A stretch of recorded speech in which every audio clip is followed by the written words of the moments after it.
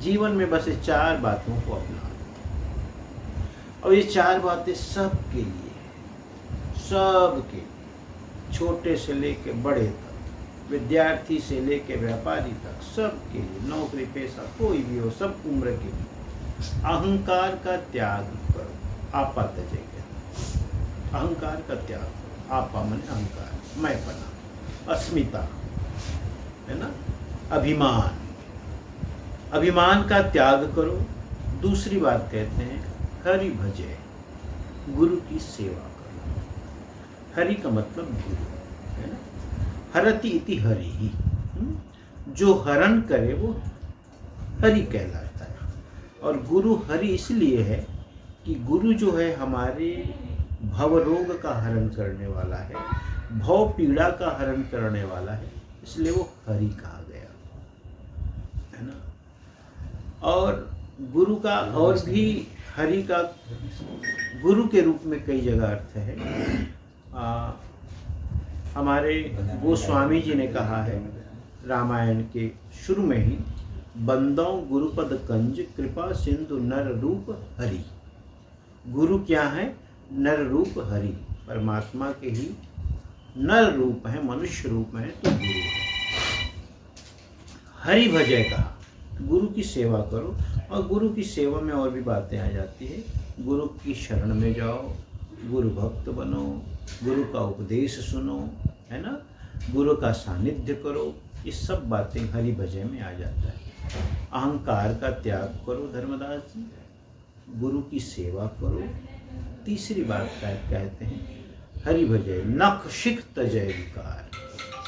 नख माने नीचे, अंगूठे का नख, सिख माने शिखा, नख से सिख पर्यंत, है ना, यानी समस्त। नख से सिख कह दिया, इसका मतलब समस्त। नख शिख तजय विकार, विकार यानी दुर्गुण, बुराई। नख से सिख पर्यंत समस्त विकारों का तुम त्याग कर दो। अंतिम में कहते हैं सब जीवन से निर्वैर रहो। जीव मात्र के प्रति मित्रता का, मैत्री का, प्रेम का भाव रखो। ये 4 बातें साथ। अहंकार का त्याग, गुरु के शरणागति, गुरु की सेवा, समस्त विकारों बुराइयों का परित्याग करो और सब जीवों के प्रति आत्मवत भाव रखकर प्रेम का भाव रखो, मैत्री का भाव रखो, मित्रता का भाव। ये 4 बातें अपने जीवन में अपना, बस यही उपदेश साहब को देते हैं। आपा त्यजेत का क्या अर्थ है और गहरे में हम इसके जाएं। अहंकार का, मनुष्य को किसी भी प्रकार का अहंकार नहीं पालना चाहिए। कारण है, अहंकार का मतलब होता है अज्ञानता का प्रतीक है अहंकार। और वो अहंकार चाहे किसी बात का हो, किसी भी बात का हो। संतों में भी अहंकार देखने को मिलता है, जो कि संत उपदेशक है, संत ज्ञानी है। तो संतों में क्या उपदेश अहंकार देखने को मिलता है? संतों में किसी को अपने तप का अहंकार, किसी को अपने तपस्या का अहंकार, किसी को अपने ज्ञान का अहंकार, किसी को अपने त्याग का अहंकार। मैं बहुत बड़ा त्यागी हूँ, मैंने करोड़ों छोड़ करके संत बना, उसका ही अहंकार आ जाता है। मैं ऐसे वैसे कराने का नहीं, ऐसा वैसा साधु नहीं, मैंने करोड़ों को लात मारा तब कोई मैं संत बना हूँ, सन्यासी बना हूँ, तो भी त्याग का अहंकार है। तप का अहंकार आता है, मैं बहुत बड़ा तपस्वी हूँ, इतने दिनों तक मैंने भोजन ग्रहण नहीं किया, इतने दिनों तक मैं उपवास रखा, इतने दिनों तक मैंने धूनी लगाई, है ना, तो वो तप का अहंकार हो जाता है। ज्ञान का अहंकार, मुझे शास्त्रों का ज्ञान है, मैं इतना जानता हूँ, सब मुँह जबानी है, मैं सब जानता हूँ। साहब कहते हैं भाई देखो, अहंकार किसी भी बात का हो, है ना, वो तुम्हारी अज्ञानता का प्रतीक है।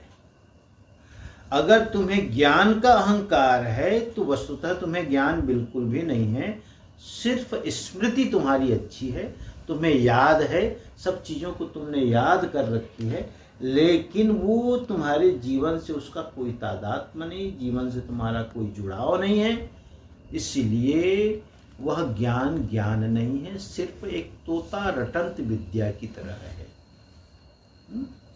अहंकार का त्याग इसलिए कहते हैं। तो संतों में भी देखने को मिलता है, ऐसे ग्रस्त जीवन में तो है ही, किसी को पद का है, किसी को प्रतिष्ठा का है, किसी को धन का है, किसी को परिवार का है, किसी को रूप सौंदर्य का है, कहीं न कहीं किसी न किसी रूप में अहंकार। परिवार के साथ किसी को कुल का भी होता है, मैं बहुत बड़े खानदान का हूँ, बड़े बड़े कुल का हूँ, परिवार का हूँ, सामान्य नहीं मैं, है ना। और साहब कहते भी हैं, कामी क्रोधी लालची इनसे भक्ति न होए, भक्ति करे कोई शूरमा, जाति वर्ण कुल खोए, है ना।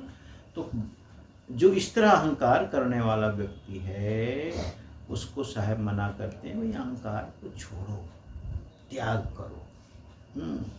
अहंकार हमारी अज्ञानता और अविद्या का प्रतीक है। अहंकार किसी को भी है तो समझना अभी ज्ञान की कमी है, बोध की कमी है ना। हाँ, बोध की कमी है। तो कहने का मतलब क्या है, जीवन को सरल और सहज बनाओ, सरल बनाओ। कहीं जाओ तो ये नहीं दावा करो मैं इतना बड़ा हूँ, मेरे पास ये है, मैं ये हूँ, मैं महंत हूँ, मैं मंडलेश्वर हूँ, मैं आचार्य हूँ, मैं धर्माधिकारी हूँ, कि मेरे पास इतने आश्रम हैं। हमारे लिए बात है, आपके लिए मेरे पास इतनी बड़ी दुकान है, इतनी जायदाद है, इतने परिवार है, यहाँ मेरा फ्लैट है, वहाँ है, ये सब अभी जो आपने घटना सुनाई क्या है, उस थोड़ी तो हम सीखने की बात है।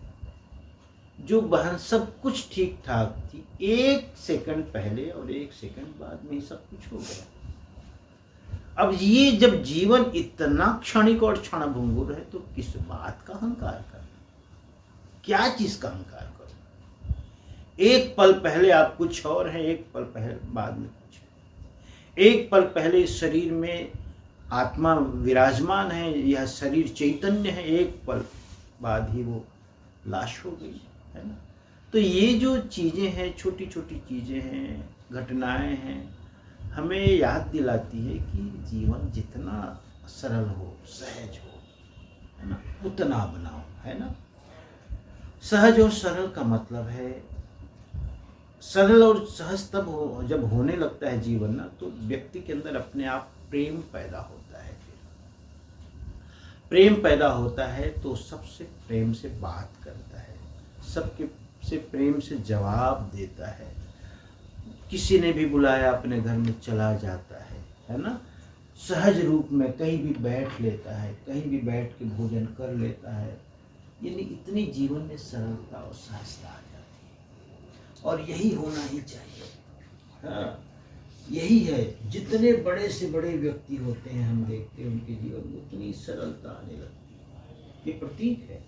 तभी तो कहते हैं कि वृक्ष जब फलों से लद जाता है तो झुक जाता है। ऐसी जब जीवन में ज्ञान की अधिकता होती है, जब ज्ञान और बोध सघन होता है, तब वो सरल और सहज हो जाता है।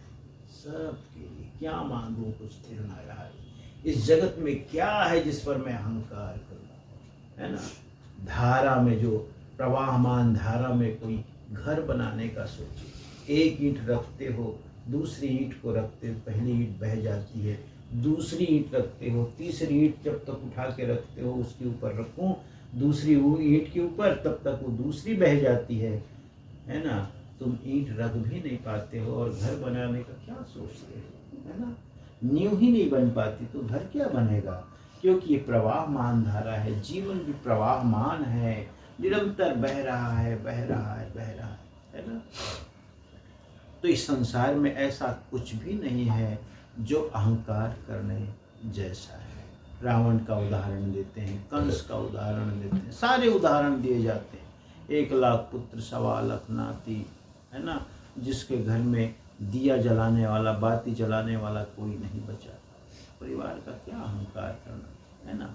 तो इस तरह साहब ने अहंकार न करके, अहंकार एक तरफ अहंकार नहीं करने का उपदेश करते हैं, और दूसरी तरफ देखिए किसी भी शब्द का 2 अर्थ होता है। एक तो उसका नेगेटिव अर्थ होता है, इसका एक पॉजिटिव अर्थ होता है। हिंदी में कहते हैं कि विधेय अर्थ होता है, एक निषेध अर्थ होता है। जब हम किसी चीज़ को मत करने की बात कहते हैं तो उसका एक विधेय अर्थ भी होता है, इस बात को करो, है ना। हाँ, तो जब साहब कहते हैं अहंकार मत करो, तो उसका मतलब एक अर्थ और भी होता है, जीवन को सरल बनाओ, सहज बनाओ, तो जीवन सहज और सरल बनना चाहिए। सबसे प्रेम पूर्ण वार्ता करनी चाहिए। तभी साहब कहते हैं, आया है सो जाएगा, राजा रंग फकीर, कोई सिंहासन चढ़ चला, कोई बांधे जाए जंजीर। आपका व्यवहार अच्छा रहेगा तो निश्चित है आपके जाने के बाद 4 लोग शोक मनाएंगे, कहेंगे बड़ा अच्छा आदमी था, चला गया, ओहो उसको तो और रहना चाहिए था। और यही जो पछतावा है, इसी का नाम है सिंहासन में चढ़ के जाना। सिंहासन में चढ़ा के ले जाते हों अलग बात है, जिनकी जैसी हैसियत है। हाँ, कभी कभी हमने देखा है, बनारस में हम देखते थे, बड़ा उत्साह मना के ले जाते थे। कोई बुजुर्ग है, शरीर छोड़ा बहुत दिनों बाद, 90 साल 95 साल बाद में, तो वहाँ रोते नहीं तो कोई थे, बड़ा बैंड पार्टी वगैरह के साथ वो नाचते गाते बजाते ले जाते थे।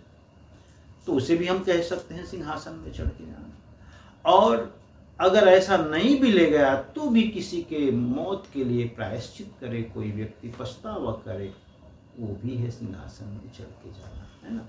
तो ये कब होता है? जब हमारा व्यवहार मधुर होता है, प्रिय होता है, हम सबके साथ अच्छा प्रेम पूर्ण बर्ताव करते, किसी के साथ धोखा नहीं, किसी के साथ दबारी नहीं, किसी के साथ ईर्ष्या नहीं, किसी के साथ जलन का भाव नहीं, है ना, किसी के लिए अहित की भावना नहीं, किसी के लिए अकल्याण की भावना नहीं, है ना।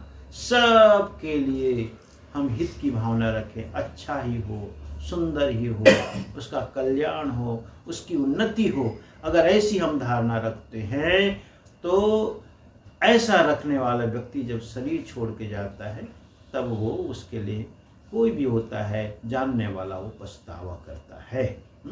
तो इस तरह इसलिए हमको जीवन को सरल और सहज बनाने की जरूरत है, सरल ही बनाना है ना। हाँ, दूसरी बात साहब कहते हैं, हरि भजे, गुरु की शरण में आना चाहिए। इस जगत में गुरु का जो भूमिका है ना, वो बहुत महत्वपूर्ण है। गुरु, जैसा कि मैंने अभी बताया, संत और जो गुरु होते हैं हमारे जीवन में आर्किटेक्ट इंजीनियर होते हैं। जीवन सुंदर से सुंदर कैसे बने, इसका उपदेश हमारे गुरु करते हैं। और जो सच्चे गुरु भक्त होते हैं वे जानते हैं कि हमने गुरु से क्या पाया है, इसलिए गुरु के उपकार को सदा स्मरण रखते हैं। अगर मुझे गुरु न मिले होते, मेरे जीवन में न आए होते, तो मैं ऐसा होता, मैं वैसा होता, इस तरह लोग कहते हैं, है ना। साहब के आने के बाद से मेरे जीवन में एक बदलाव आया, मेरे चिंतन में बदलाव आया, मेरे विचारों में बदलाव आया, है ना, मेरे जीवन में सुख आया, शांति आई, सुकून आया, ये सब बातें कहते हैं। तो गुरु की बहुत बड़ी भूमिका हमारे जीवन में। गुरु का मतलब ही होता है कि हमने अपने जीवन की बागडोर किसी के हाथों में सौंप दी, है ना, यही गुरु का अर्थ। अब और देखो, बड़े पुराने समय में राजा महाराजा भी होते थे तो गुरु के पद पर किसी को प्रतिष्ठित करते ही थे, राजगुरु हुआ करते थे। उसका मतलब यही था, हम कानून बना रहे हैं, हम नियम बना रहे हैं, है ना, लेकिन गुरुदेव आप बताएं कि ये जीवन के लायक है कि नहीं, मनुष्य के लिए ये अच्छा रहेगा कि नहीं, ये उचित होगा कि नहीं होगा। हमने तो बना दिया है ऐसा होना चाहिए, लेकिन आप बताएं। तो इस तरह राजगुरु जो होते थे बराबर राजा को प्रेरित करते थे, मार्गदर्शित करते थे, उसको बुरे कर्मों से बचाते थे, बुराई से बचाते थे, अच्छे मार्ग के लिए प्रेरणा देते थे। तो इस तरह गुरु की ज़रूरत हम देखते हैं पुराने समय में भी जो राजा महाराजा होते थे अपने पास रखते थे। तो ऐसे हमारे जीवन में गुरु की ज़रूरत है ना। तो इसीलिए हम लोग प्रायः लोगों को प्रेरणा देते हैं कि अपने जीवन में गुरु बनाओ, है ना। गुरु जरूरी है, गुरु के बिना मुक्ति नहीं, गुरु के बिना ज्ञान नहीं, गुरु के बिना सुख नहीं। ये बातें हम प्रेरणा के स्वरूप जरूर बोलते हैं। तो साहब भी यही कहते हैं कि हरि भजे, गुरु की शरण में आओ। गुरु की शरण में आने से सबसे पहले तो तुम्हारा अहंकार दूर होता है ना, क्योंकि गुरु जो है सबसे पहले शिष्य के अहंकार पर ही वार करते हैं, अहंकार को ही मिटाते हैं। अहंकार को मिटाने के लिए ही गुरु के पास आने की जरूरत है ना। साहब कहते हैं ना कि जब मैं था तब हरि नहीं, अब हरि है मैं नाही, प्रेम गलियती सांकरी तामे दो न समाए। जब मैं था तब हरि नहीं, जब तक मेरे अंदर अहंकार था तब तक हरि नहीं थे। भगवान यानी हरि ने गुरु नहीं थे, है ना। क्योंकि बिना अहंकार को मिटाए हम गुरु के पास नहीं जा सकते। अहंकार लेकर गुरु के पास जाना संभव नहीं है। साहब की एक और साखी है। साहब कहते हैं संत मिलन को चालिए तज ममता अभिमान, ज्यों ज्यों पग आगे धरे कोटिन यज्ञ समान। संत से गुरु से मिलने जाओ तो दो बातों को त्याग किया हो। संत मिलन को चालिए तज ममता अभिमान, ममता और अभिमान को त्याग किया हो। इसलिए हम लोग प्रवचनों में भी बोलते हैं, जब सत्संग में तुम आते हो तो मात्र पनही ही मत उतारो, है ना। पगड़ी भी उतार के आओ, बाहरी, है ना। हाँ, पन्ही माने जूता, जूते ही मत उतारो। हाँ, सिर की पगड़ी भी उतार के आओ। दोनों प्रतीक हैं, है नहीं। पगड़ी प्रतीक है अहम का, मैं का, है ना, कुछ होने का भाव, मैं कुछ हूँ इसको। तो साहब कहते हैं कि जब तक तुम्हारे अंदर अहम होगा गुरु की प्राप्ति नहीं हो सकती। तो गुरु जो होते हैं अहंकार को मिटाने वाले होते हैं। इसलिए जितनी पूजा में विधियां हैं ये अहंकार को मिटाने की ही एक प्रतीकात्मक विधि है। नारियल भेंट करना, चरणामृत का पान करना, ये अहंकार को मिटाने की ही सारी प्रतीकात्मक विधि है, प्रतीकों में है।